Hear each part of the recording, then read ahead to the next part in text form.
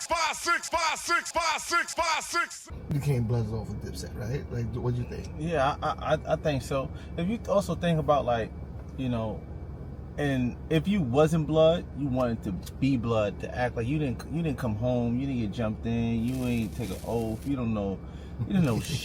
Yeah, you don't know your set. You claim you just throwing up this shit. Right. You know what I mean? Because that's what you saw Jim Jones throwing up. Yeah. I mean, Jim Jones could be throwing up this shit, and you be like, yeah, this is Blood. You know what I mean? So it was like, yeah. Jewel. Jewel was a spitter, but like Jim Jones had that thing that make you wanted to actually want to be whatever he said. Them say, yeah, we eating Chinese food on the grass while we drinking hot tea, while wearing our biker chains. That's what we doing. We like, give me hot tea, put me on the grass.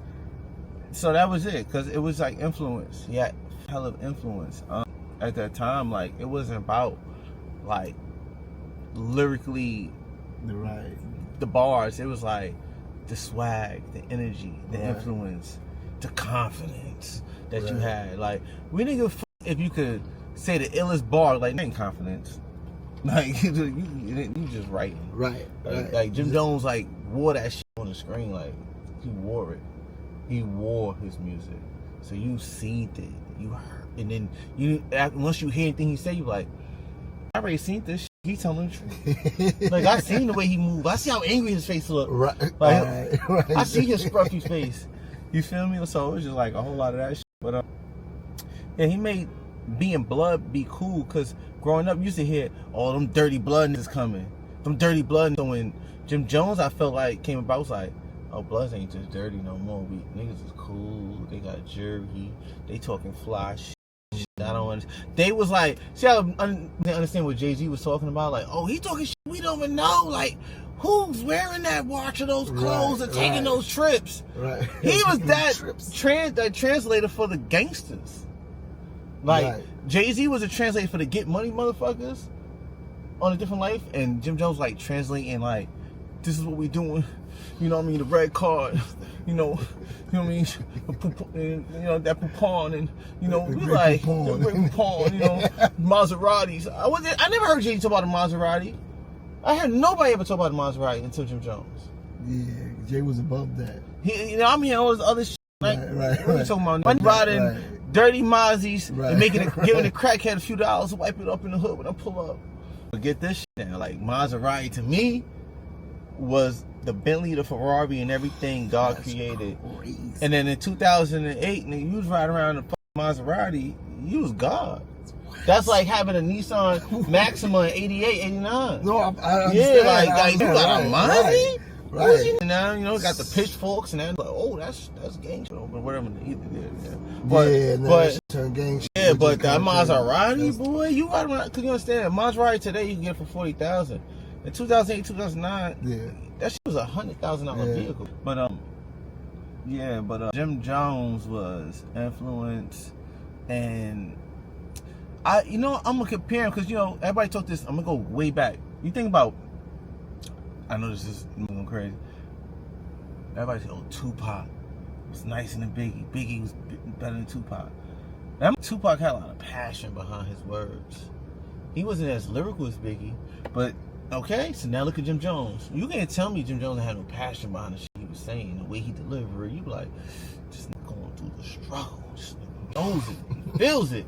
Like, I don't want to hear, like, if I want to listen to some lyrical shit, and I had to think about it. Yeah, you go listen to those. But it's all about like the position of the player and how they play the game. Right. So I went to Jim Jones because it was passion. And as who was dealing with emotional intelligence problems, not knowing how to manage my emotions, I was overly aggressive at the wrong time when it wasn't needed. Jim Jones was like, yeah, I'm like, yeah, I want to feel that anger. Even if I wasn't full of that anger, I wanted to feel the way he looked and what he was saying, and looked that cool. Like, yeah, he did bring the bike up chains and the rhinestones and the BB Simons and the boot cut with the ACG boots and the Pele Peles. He brought a whole different swag. I'm from Brooklyn, you know. A lot of my homies went to Just Like Fab. I wasn't one of them.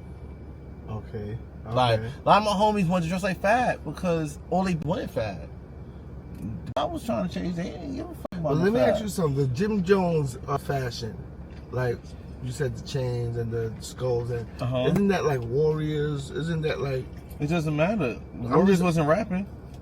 I'm saying that's the culture. And you know what's funny? I watched the movie Warriors before I even heard of Jim Jones' song. Right, facts. You feel me? Like you know, Certified Gangster. The culture, because that's what we watching. That's what they watching. But guess what he grew up on? I'm 37. How old is he? 41. And that movie was old as fuck. When I watched it, my era. That movie was old as fuck. Jim Jones is my era. Yeah. You got like Jim Jones studying that Skull and Bones shit and all this extra shit, naming himself Jim Jones based on what really means behind Jim Jones' Skull and Bones, and he adapted that shit like Skull and Bones is me. But you tell Jim Jones Skull and Bones to an OG, and I'm like, what you know about Skull and Bones? Right. That's a whole different like education. But think about 50 Cent. Everybody think 50 Cent, but they don't understand 50 Cent comes from a problem. He's from Brooklyn. So it's just the same shit. Like, yeah, you know what I mean? Look at Rick Ross. Jim Jones know how to adapt certain shit and put it into the culture. You know what was crazy though? You see how Rick Ross took a black dude's name, right? 50 Cent took a black dude's name, right? Yo, when he was taking white dude's name, was complaining. Oh, like the John Gotti and Frank White. Escobar and Frank White. He was complaining like, oh, y'all this is they following these white. And now when we take black names, y'all gotta give me some money. This is so talk. Y'all niggas owe me. Y'all owe me. Like what the? We can't win for losing. We can't lose for winning, bro. That's like the whole Young Thug and Gunna shit. Like, you know, like, and he a rap. And it's like, oh, he a rap, but his music sound good. Oh no, he a rap. And it's like, well, he ain't fully a rap, but he ain't talking about people. He's talking about people. He's a gossip. He's a pillow talking. Yeah, you know what I mean? Pillow talking ass nigga. Like pillow talking ass is worse than snitching. 5 6 5 6 5 6 5 6 5 6.